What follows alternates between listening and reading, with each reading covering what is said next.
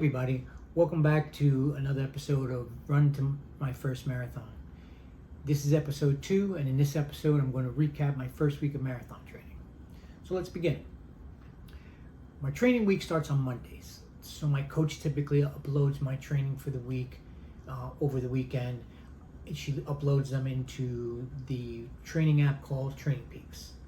Once it's been uploaded into Training Peaks, I can then see it on either my phone or my watch, and I'll have it with me at all times. So Monday was day 1. I was scheduled to do a 45-minute base run. What is a base run? A base run is a short to medium length run at your relaxed and natural pace. It's a very common type of run used in marathon training. It's essential for building aerobic capacity, endurance, and running efficiency. But now typically up to this point, my coach has not specified an exact pace that I should be running at. She's trying to teach me how to run using the RPE method, which is the rate of perceived exertion method. What is rate of perceived exertion? Well, the rate of perceived exertion refers to how hard you think you're pushing yourself during an exercise. It's very subjective, of course, which means that you decide. It's up to me to decide how hard I feel when I'm working during my physical activity, in this case a run. So how I understand it is basically running by feel. This method is new to me, and while I do like it, it just seems that it's going to be something I'm going to have to get used to, which I'm completely okay with. So moving on, of course, on day 1, it decides it was going to rain. And while I'm not bothered by the rain, I would have preferred that it didn't rain, but I don't have any control over those kind of things, so it is what it is. But all in all, it was a good run. It was a good first day. Run was completed. I felt good. I pushed myself, and I concentrated on running by feel. So it was a good day. Moving on to Tuesday. Tuesday was a day off from running. However, I do like to stay active, so I went to the gym. I rode the stationary bike for about 20 minutes, very slow, easy pace, zone 2, didn't raise the heart rate, just wanted to keep the blood flowing in the legs. So that was very good. And then I did a little strength training, a little upper body, some arms and biceps and triceps, and I just stayed active on day 2. Day 3 was Wednesday. Wednesday, my coach gave me a program to run and what's called an organic fast run. What is an organic fast run? It's essentially where you start out easy, very slow pace, and you gradually increase your effort and your pace as you go. Again, she did not suggest any pace times or speed. So I did as I was instructed, and about every 10 minutes or so, I would increase my speed and my pace and get a little faster. Haven't run this kind of workout before, and it turns out that it was a better run than I thought it was going to be. It was challenging, it was good, and I enjoyed it. So that was Wednesday. Thursday was a run day. It was a 45-minute easy run. This run is a zone 2 easy pace, conversational pace. You should be able to have a conversation while you're running at this pace, and help and try to maintain a low heart rate while you're running. I was able to do it. It felt good. Again, no issues, thankfully, and I was able to complete Thursday's workout. Friday typically are my off days, where I try to do as little as possible in regards to anything, just to give my body a rest. However, I was forced to get a leg workout that day. Work got in the way throughout the week on the day that I was typically going to do a leg workout, strength training workout for my legs, and I wasn't able to do it on Wednesday. So I decided to get it in there on Friday.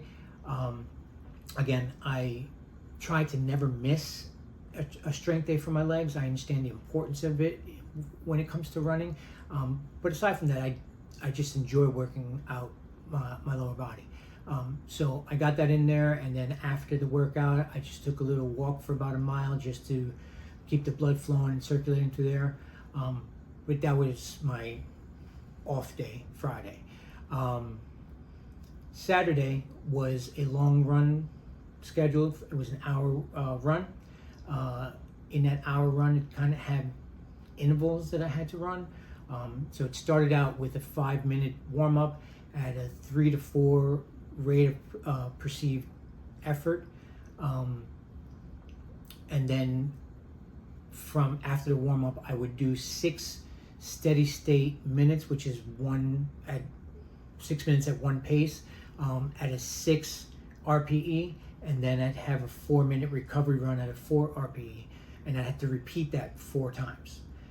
Once I was done with that, I had a 5-minute cool down at a 3 RPE, and that run turned out to be challenging. I really challenged myself. It felt good. I didn't overdo it. I did as I was instructed, and I feel like I got something out of it. It was very good. And then finally Sunday. Sunday was a rest and recovery day from running.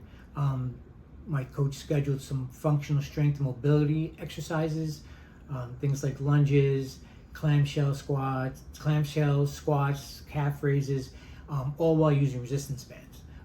I was new to some of these exercises, but as it turns out, I enjoyed them. I felt good afterward. After I was done, I did some foam rolling as well, and essentially just tried to relax the rest of the day and let my body recover from as much as it could from the week of training. Overall, I think that the week went well as far as training goes.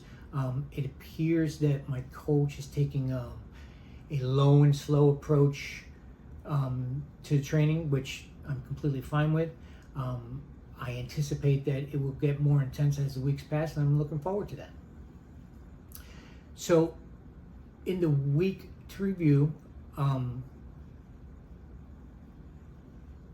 stated in episode 1 that my goal was trying to get into Miami Marathon, which is scheduled for February 2nd, 2025. Registration doesn't open until August 1st for the marathon. However, over the weekend while I was on the website trying to get some information, I noticed that something very interesting. I noticed that it stated in registration that pre-registration was already full and capped. Now, I know that the race overall is capped at 18,000 runners. I'm just not sure who is able to pre-register and how they're able to pre-register. I just know that I wasn't one of them. But it did say that pre-registration was already capped. So I'm a little worried about getting in because I don't know how many people pre-registered and how many slots or openings they'll have available to general registration on August 1st. But we'll find out. So because I am who I am, I had to come up with a plan B. My plan B looks like it could be the Celebration Marathon that's held in Celebration, Florida. Celebration's just a town just outside of Orlando, where most of the Disney World corporate offices are located. Beautiful city. The course is supposed to be a flat, fast course. It's also a Boston qualifying course. Now, I'm not trying to or have no desire to qualify for the Boston Marathon. However, when a course is designated as a Boston qualifying course, it means that it's a certified course. So that's important. So we'll have to wait and see what happens on August 1st. Fingers crossed we get in.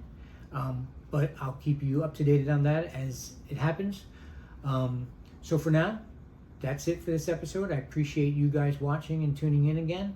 I hope that you continue to tune in. I assure you that the upcoming episodes will be more fun. There'll be different content coming. Some of you have asked about what watch I'm wearing. I'm going to do an episode on my watch and a couple other things. I have ideas planned. So please tune in. I hope you enjoyed it, and please like and subscribe this channel, but also follow me on my other social media platforms. Okay? Take care.